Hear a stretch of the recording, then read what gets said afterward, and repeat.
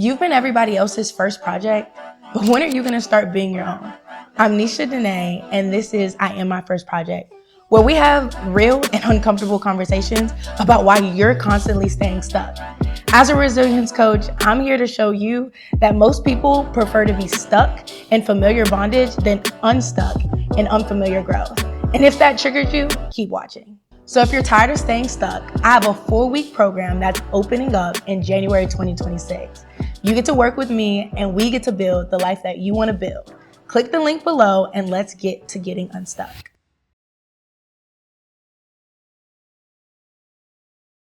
For 60 days, I woke up and I begged God at 4 a.m. to please take over my mind because it was a prison that I just could not escape. So let's set it up. Age 25, 20 days before my 26th birthday, I'm gonna end that relationship with, if you watched episode 2, Steve, the healthy one, the great person. We're also gonna see, for the first time ever since I was 15, I'm gonna have no choice but to choose myself. And I don't even know what that's gonna look like, but we're gonna unpack that. And 3, we're gonna look at 60 days of reconstruction for everything. Reconstructing my mind, reconstructing my philosophies, the way I think, but also having no choice but to be comfortable with what the title of this episode is, The Loneliest Freedom. So let's start off with that relationship. So Steve, the healthy one. And if you watched episode 3, like I said, and I hope you did, you're gonna see that it was a great relationship. It was just a bad timing. And it doesn't always mean that wrong person, wrong time is a terrible thing. It just can hurt differently. It's a feeling that you really can't describe to people. You have to understand that for me, this is the first time that I'm experiencing a healthy relationship. I'm experiencing something that feels good. But little do I know that healthy and bad timing don't always go together. It was the wrong person, wrong time, regardless of how I spent it. We were 2 good people that have given everything to wrong people consistently. We were also we were also having mirror effect, which is basically when we reflect each other's wounds. Even though we were trying to heal together, we were also causing more damage than anything. So what do I end up doing? I decide to end the relationship. I thought that I could end the relationship and we could just be friends. That's not what's gonna happen. I'm gonna end the relationship and he is going to say that that is not an option for us.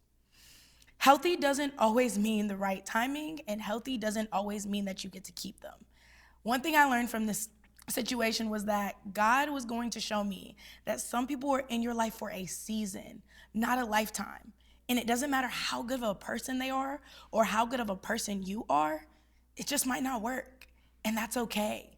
Like I always say, you're either a lesson or a blessing. And if you're lucky, you're gonna be both. That is how it works. The questions that I was left with is, why couldn't the healthy one work? Why did this have to end like this?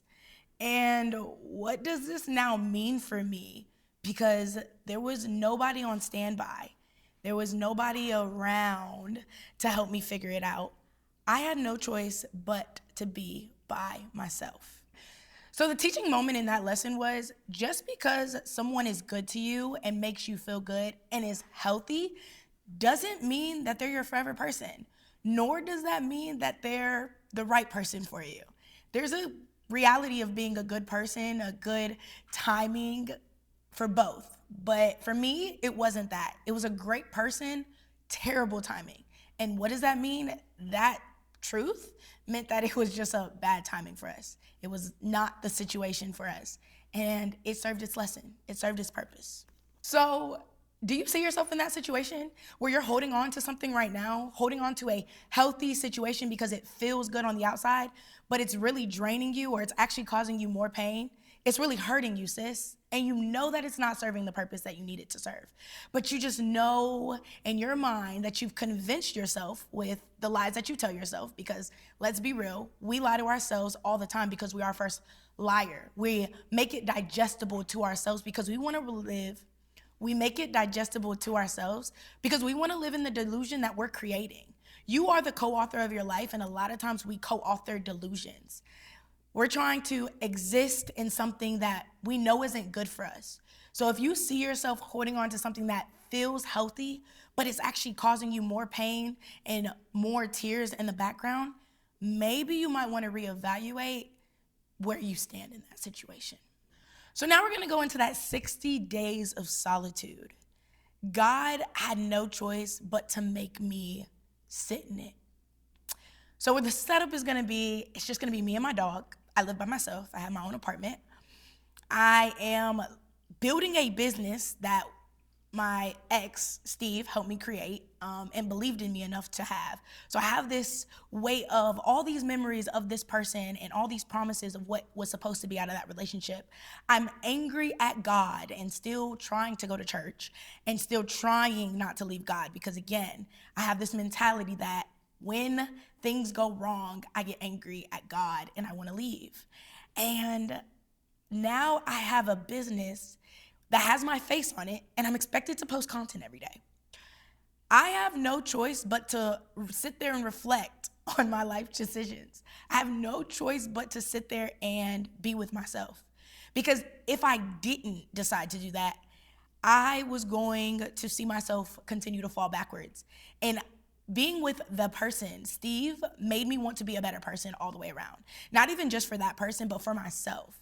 And it was not something that I could handle in knowing that I didn't show up 100% for myself even after that person left. It was just something inside of me that said, yeah, nah, you get better. You get stronger. You will not be the same way somebody left you. That's the true definition of a glow up.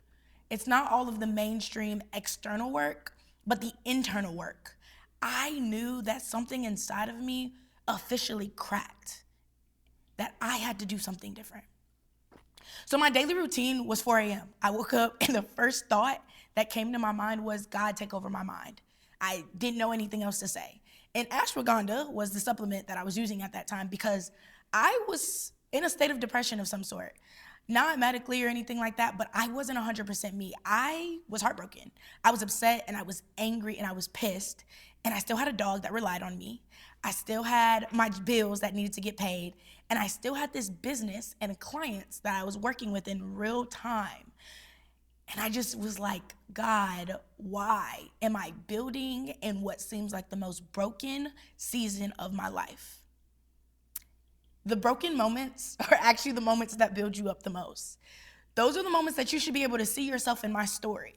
In those broken moments, are you still running from a version of you? Or are you able to sit still long enough to reflect on what happened in the last situation and learn the lesson? Because a lot of times, if we're being completely honest, we don't learn the lesson from the past situation. We just find a new place that looks prettier and we paint it to look a different color, but it's the same cycle.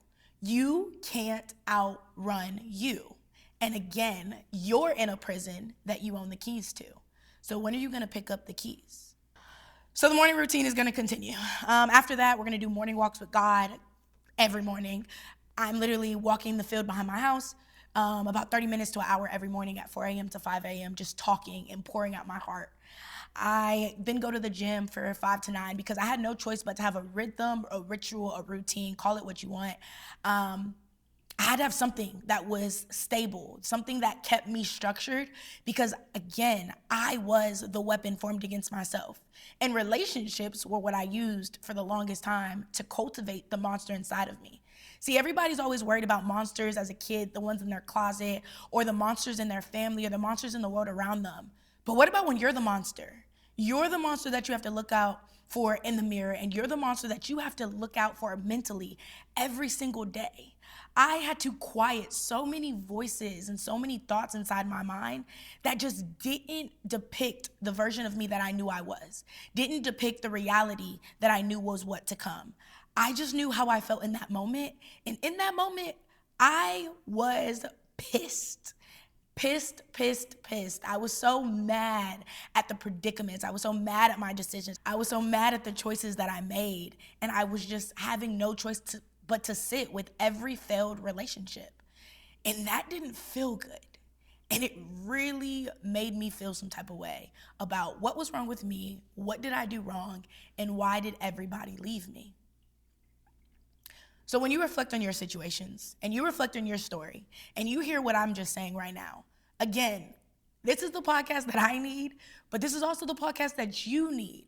This is the podcast that's gonna make you uncomfortable, but also make you see the things inside of you. If you think that me sitting here telling my business all day is like the best thing in the world and the best feeling, it's not. But the mission is that I know that what I'm going through is going to help somebody else because I'm bold enough to talk about it and I'm brave enough to talk about it. And I was smart enough and bold enough and I had the audacity to say that I was done being a victim. Because like I tell you all the time, you're either gonna be a victim or a victor. You can't be both. So where are you in these stories where you see yourself and you're like, dang, that is me. I haven't reflected on a relationship. I do think that's of myself. You might wanna buckle up, Buttercup, a little bit longer and join the ride because there is so much hope in the rest of this video for you to see that there is a better outcome where I turn my mess into a message and you can do the same with yours.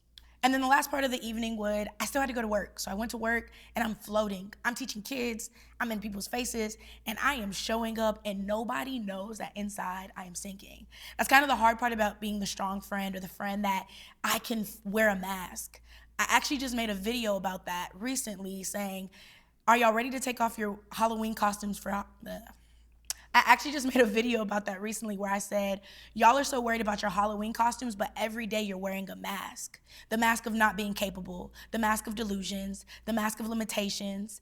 You already wear a mask 365 days a year. Why are you worried about the one day a year that you're given permission to do it? But that was me. I was wearing a mask that I was okay and I was sinking. I was also wearing a mask that I needed people and I didn't. But I didn't know who I was outside of the mask. All I knew is I had to play the roles and get through every day. I was just surviving. I wasn't thriving. I was sinking. I was drowning in my own thoughts and my own things. And every day when I came home, I knew I was back to another walk with God, having to walk a dog and be responsible, and going and taking a nap because my mind was always going, always sitting with the reality of what did not work out. Sitting with the reality of my decisions and sitting with being alone. And at this time, I labeled it as loneliness, but it was solitude. God had strategically placed me in a situation that was gonna make me either one, break down and become the victim that, the world wanted me to be, and all the decisions and all the circumstances shaped for me, or two, was gonna make me look at my situation, evaluate it, and come out stronger than it. Because it wasn't something that was meant to defeat me, but it was something that I could take to learn from and be the lesson. So I had to have the patience to learn the lesson. And then my nighttime routine is gonna end with me going straight to bed at 9 o'clock. I was off my phone, prayer, journaling, meditation. I was probably meditating up to an hour a day. I was probably journaling 2 to 3 times a day. Morning walks were breakfast, lunch, and dinner. And just having no choice to be in that loneliness at that time of my thoughts and my 4 walls. And man, those 4 walls heard a lot of crying, a lot of angriness, a lot of yelling, because I was pissed. That was really just the emotion. So where do you see yourself in that? And all of this that I'm saying, where do you find your story? Whether in a relationship, are you sleeping it away, shopping it away, eating it away? Like, where do you see yourself? This isn't only about me, and I'm not the only person that has experienced this. This isn't just my story. This is so many other women's story. So what parts of my story are you taking hold of and saying, man, if they overcame this and she could pull back from this and she could learn from it, why can't I? There is no secret tool to it. It's just the idea of mindset. I just finally believed that there was a better. And I didn't know all the answers yet. I didn't know what that better was gonna look like, but I knew that I could get there. So do you believe that there's a better yet, or are you still holding on to unfamiliar bondage? So the book that's gonna save me is actually gonna be the book, Don't Believe Everything You Think. That is gonna be the book that I'm reading over these 60 days, and man, oh man. Because again, I seen it one day in Target, and I was just like, what does this even mean? Don't believe everything you think. And all I knew was my mom was in prison, and I had some way of wanting to escape it. I just didn't know how. So the teaching moment for this was, when you've been running for 10 years, my stillness felt like a punishment, but my stillness was actually a preparation. Sometimes being still is all that you need to be able to actually reflect and be self-aware of the decisions that you've been making. So now we're gonna get into the 5 senses, and I actually use this in my coaching.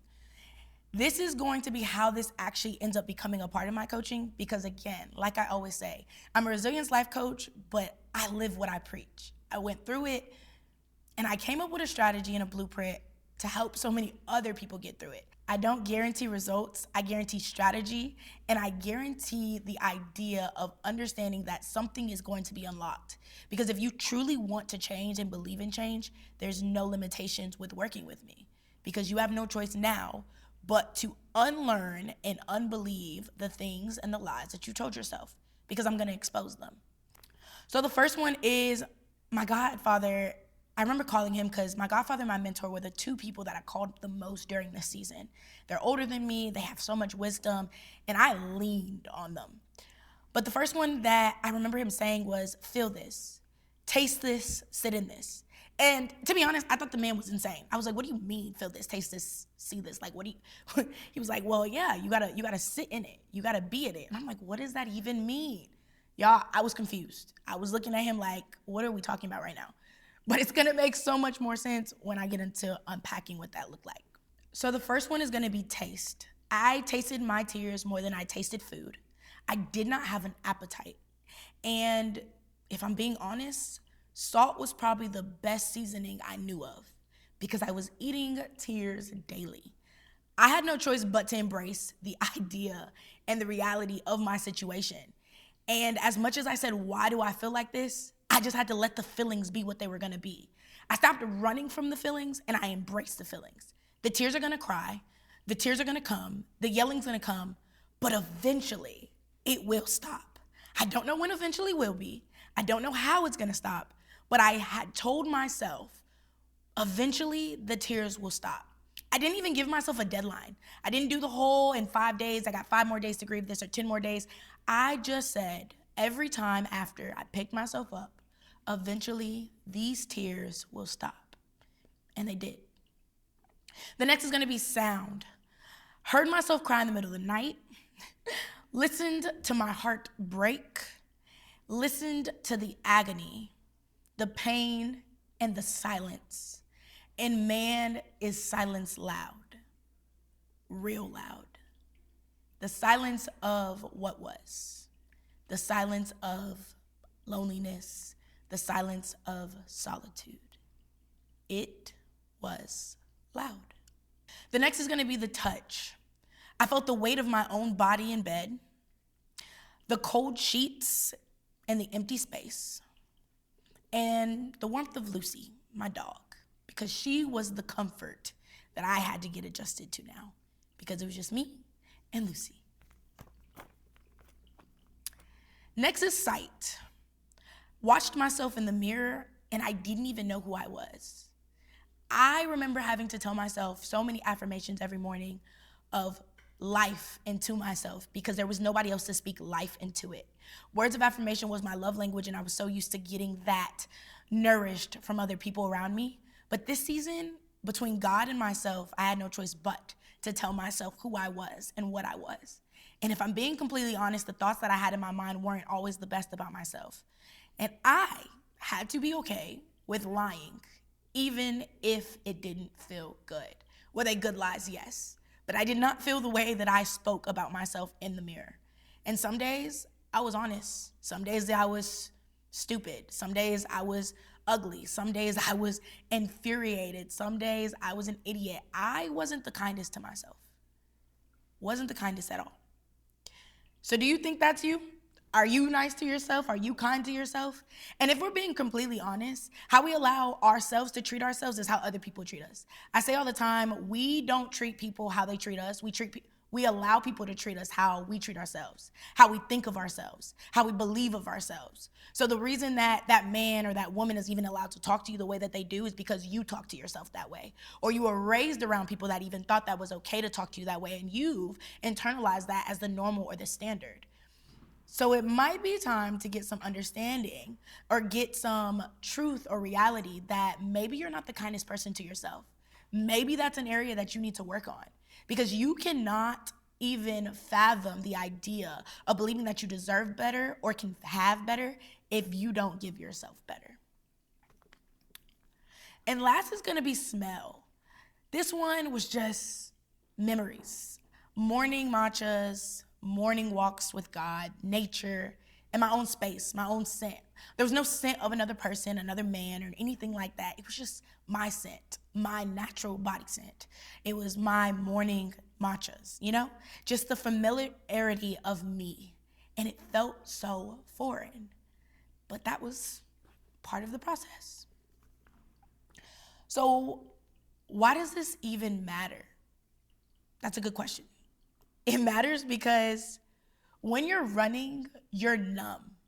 It's so easy to run and be numb and not feel anything. But when you stop running, you have no choice but to sit and feel what's going on. See, that's why a lot of people like to run away from their problems and run away from their situations. Escapism is something that we all enjoy. You've been sold escapism quite a few times, because escapism is the things that you do to not face your reality by overconsumption, whether it's of food, overconsumption of relationships, overconsumption of creating content or watching content or consuming content, overconsumption of friends and the to-do list and the busyness of your life, because you don't want to have to sit with the totality of the life that you've created. And if I'm being completely honest, until you sit with that, you can't co-author anything. You can't write a book or even start to write a book on pages that you refuse to reread. You have to reread the back pages because you have to know where they pick up. Otherwise, you'll have like a Tyler Perry production. I feel like that man literally goes to sleep for like a year and then picks up the script again. That's where you create chaos in your story. So maybe it might be time to reread the pages, and that's all that requires is self-reflection, self-awareness, and the idea of, let's see what I've done with the time and the choices so far. That's it. It's just looking at the current patterns. When you're running, you feel numb, and when you stop, you feel everything. And I mean everything. Remember I told you that stillness felt like punishment, but that stillness was preparation. I had no choice but to be still, because in movement, I couldn't feel anything. I couldn't see the reality of anything. If you even think about when you're driving, yeah, you're seeing stuff, but when you sit and park your car sometimes, you can actually see the beauty of things. And I need to see the beauty and the mess of my current predicament. The five senses brought me back to myself. The five senses, as much as it was painful to go through that and have to feel, and I mean feel everything, it was what brought me back to reality. And it's actually something that they teach, especially when you're having like a panic attack or something. You do the five senses. You find things, you hear things, you listen to things, you name them, you call them out. It's already been backed by science. It's already been backed by psychology. But it's something that you can do in your everyday life to bring you back to where you are. I'm not gonna say it's easy, and I'm not gonna say it's not gonna expose certain things about you, but I will say that it is a starting point when you're actually ready to do the work. And as I always say, as a life coach, I don't just work with everybody.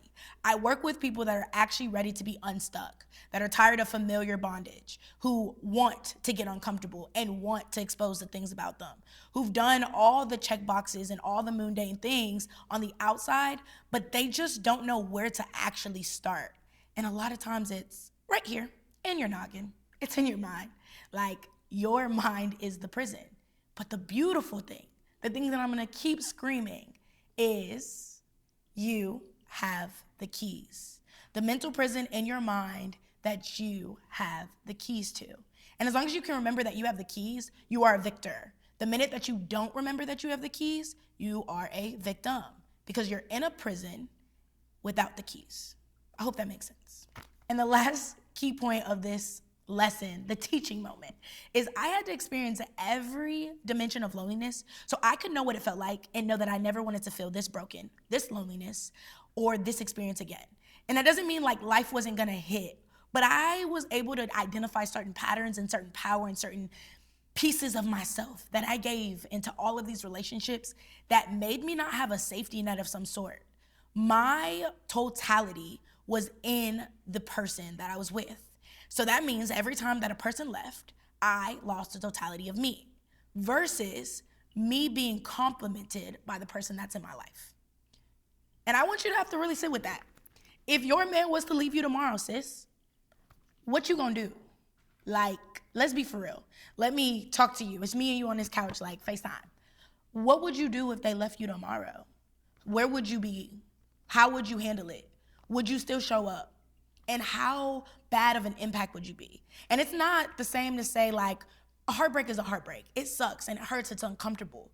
But would you still know who you were as a person and just now have to shape with the idea of, okay, it didn't work out and we're not together? Or would you be completely lost because you have no identity, no hobbies, no future, no purpose outside of that relationship title? If that person has that much weight, that's a dangerous relationship. And I flag on the pole, you might want to reevaluate it. You might want to, call me. Click the link in my bio. We might need to talk a little bit. And it's okay because there is a starting point for everybody. And I meet you where you're at so that you can be somewhere else because the starting line isn't the finish line. And that's always the beautiful thing. The last teaching moment is your 5 senses will either keep you present or keep you numb. And I chose present because I actually chose to sit still and embrace the suck. And that's that. So what I actually learned in the Loneliest freedom, like some of the realizations that are gonna hit home for me. From 15 to 25, knew nothing but relationships, romantic relationships at that, okay. 2, used people as mirrors because I couldn't look at myself. And 3, the loneliest freedom is actually where my comeback is gonna begin. And that actually goes into episode 2 for me. I told you, I met God the most in my loneliness and my solitude outside the church. And I'm actually gonna meet myself in a very similar way on the couch in the broken. And that's actually where God does most of his work too, is in our brokenness, because in our weakness, he is our strength. That is going to be a big scripture for me too in that season. That in Exodus 14:14, because be still and I will fight for you. Because if I'm being honest, I didn't have any gloves or any strength to fight for myself because I was fighting myself. And that's the beautiful thing of bringing God into this journey. And that's the beautiful thing of bringing God into this journey. He was the author. I always preach that I'm the co-author of my story, but I will never talk about being the author because I didn't create me. So I had to go to the creator about me. All right. So some of the things that I'm gonna have to define is being alone versus being in solitude. And that's a mental thing. And sometimes we confuse the two. Loneliness says I need someone. Solitude says I'm learning to be whole. I had to learn the difference. And that was a very uncomfortable lesson because they both felt the same to me. I didn't see that one was preparing me for something greater while the other one was suffocating the life out of me. It didn't feel different. They both felt dark. They both felt alone. They both felt without people. And they both required me to have to sit with my own thoughts. Nobody wants to do that.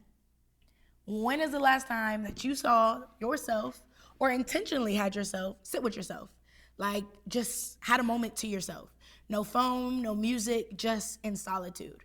Most people can't even be alone for 5 to 10 minutes without anything. Like driving in their car, people are either on their phone, listening to music, talking. We always are constantly being stimulated. But sometimes it's the quietness that is the loudest for us. But those are also the moments where you have no choice but to reflect and just be lost in your thoughts and just be lost in the season of life you're in. Because again, you can't create a story or co-author a life for a story that you refuse to reread. And to reread your story, you have to be aware. You have to have reflection. And you have to have moments to reflect, which requires some level of solitude. My mind was my weapon is going to be another realization in this time. Every negative thought was a key to my own prison. I told you I wasn't the nicest to myself and I didn't think all the best thoughts. I also was very upset about the relationship ending and I was not the happiest even about the marriage ending too. It was a moment of me kind of reflecting a lot of relationships, a lot of things. Why did I allow this to happen? Why did I move on so fast? Why did I let this person come into my life? Why did they lie to me? Why did they make these promises? Again, y'all, I said 3 different engagement rings. It was Like, people kept dangling marriage and this life, and it sucked. It sucked because I had these promises. I had all the messages, all the voice notes, the songs, the trips, all the things that this person did around this place, apartment, and they were not there. We didn't get to share those moments and enjoy them together. And it just didn't feel that great. So God had to take over my mind because I couldn't trust myself. Like, the only thing I had was God. And if I'm being completely honest, the ex is the person that even made me go back to God. Because after the divorce, I had wanted nothing to do with God. I left God. I was angry. I said I had another failed marriage. My parents had a failed marriage in my mind growing up. So why is this a constant battle? Why did I not break a generational curse? Why did you lie to me, God? Why did you allow me to be embarrassed? And I am sitting here asking God, why? Like, why? But all I knew is if anybody else was going to do it, he was going to have to do it, because I didn't have the answers. I didn't know. So the only thing that I could say at that moment in the beginning of that time was, God, take over my mind. Eventually, it was going to be, God, help me learn to date myself. God, date me. God, show me how much you love me. Like, that one was a very powerful prayer too. If you ever need to know how much God loves you, just ask him. That was my prayer for a very long time. I believe in the power of prayer, and I believe in sometimes it's just so simple. And sometimes it's the same repeated prayer over and over. God, show me how good life can get. God, take over my mind. God, figure this out for me. God, give me the answer. God, I need understanding. Whatever I needed, I was just going to ask. And I didn't care if I sounded like a broken record on repeat. God was going to hear from me every day, because the Bible said he was my daughter, and I'm searching for something, and I didn't have the answers. And no man on earth was allowed to do anything for me because he put me in solitude. Nor did I have like the community aspect yet. I had no choice but to rely on him. And he made sure of that. And I'm glad he did, because I found my identity in him, so that I also could find the identity in community when he's gonna release me from solitude later. Mental reconstruction felt like mental surrender. I had no choice but to mentally surrender where I was. Surrender my position, surrender my thoughts, surrender how I felt about everything around me. I just had to surrender. At that point, I said, you know what? This isn't my understanding anymore. This isn't my problem anymore. God, figure it out. That was literally how we get into, God, show me how good life can get, because I don't have the answer. You gave me these plans. You gave me this vision. You gave me free will. And I did all of these things with it. I repent. I'm sorry. But I don't have it. I don't have the answers, and I don't have it together.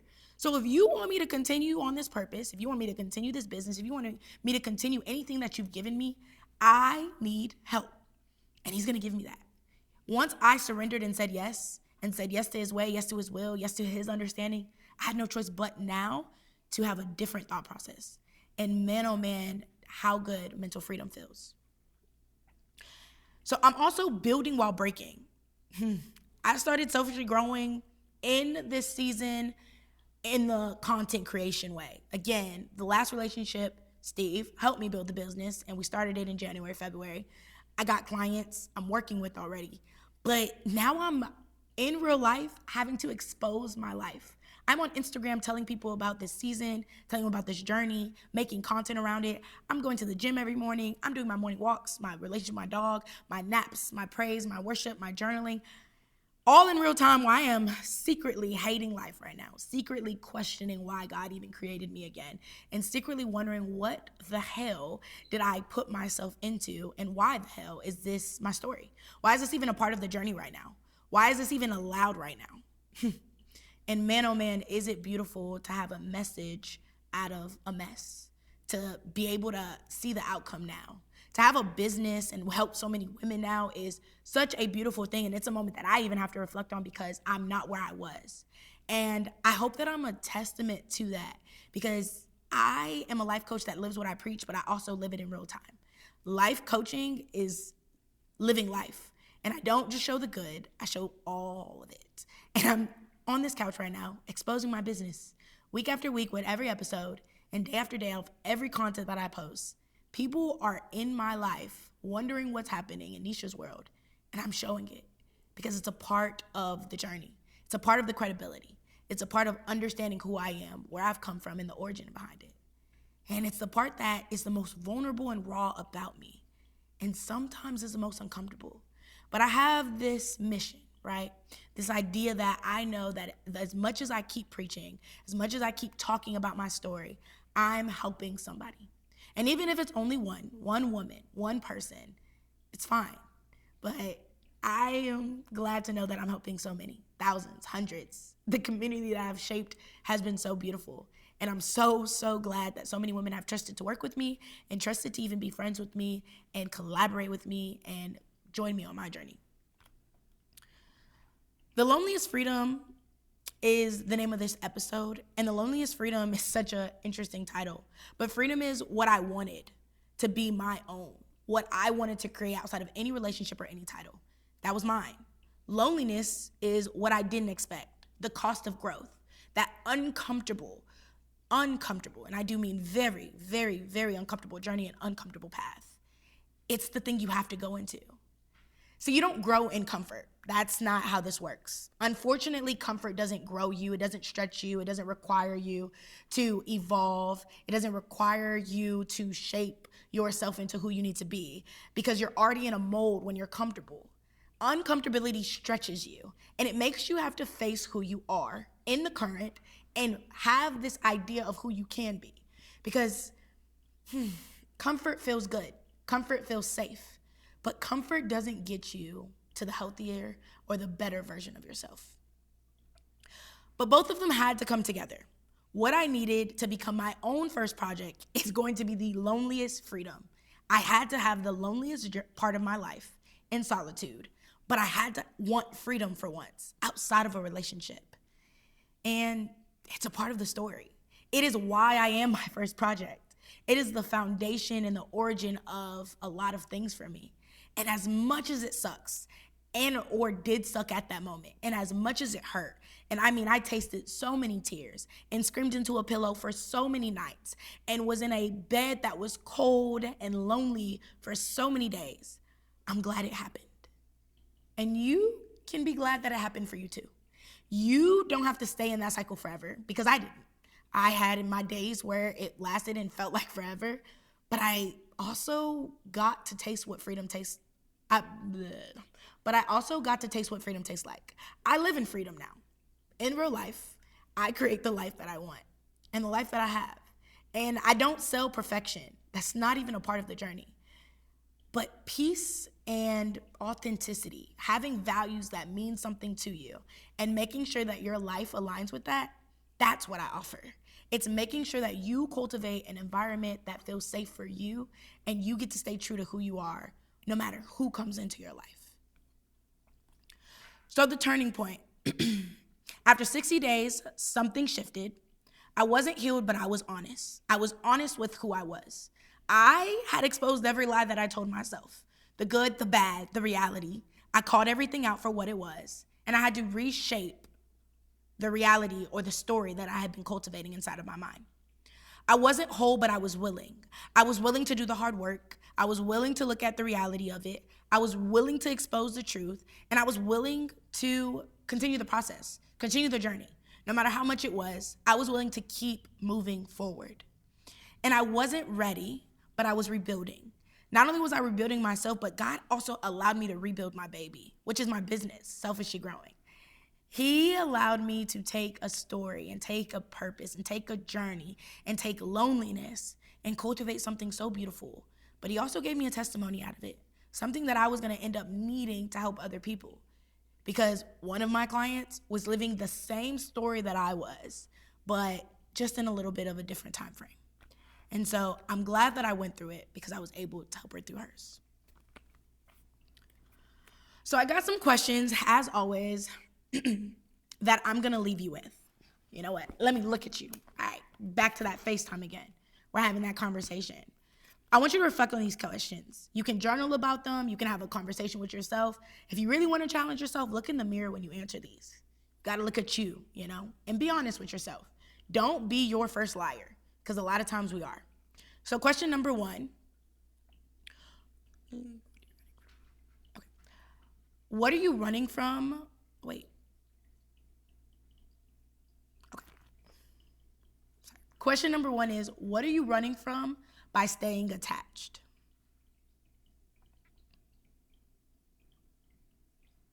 2, who would you be if you weren't defined by relationship? 3, what would change if you chose unfamiliar growth over familiar bondage? And 4, when are you gonna stop running and sit still?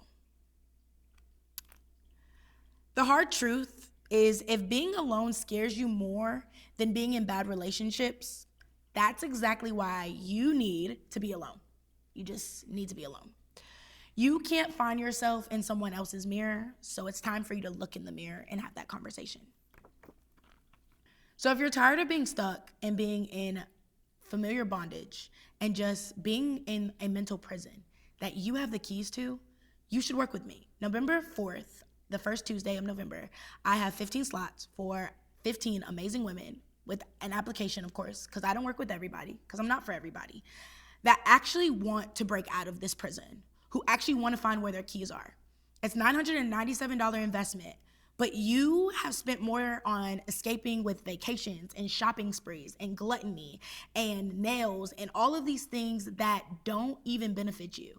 Your gym membership that you don't go to, the vacations that you keep going on with your friends, and you're still waking up lonely. You're still waking up trapped. You're still waking up stuck. And you don't know what the next step is. You should make that investment, because this is not an investment for just here and now. This is an investment for strategy and a thought process that will save you years, because we've done the therapy, we've done the work. These are for women that have already checked off all the boxes. You just now need to know that there is a program out there, there's a coach out there that has lived it, and they're not in that prison. The prison that you've been in for years can be unwritten and can be cultivated into freedom, because that is what Mind Rescue offers. It's a coaching program full of community and women and empowerment and people that are said, I'm tired of being stuck and I'm tired of the prison. Show me the keys, hand them to me. I'm gonna be victorious. I don't know who I was before those 60 days, but I do know who I'm becoming now. And if I'm being completely honest, that terrifies me.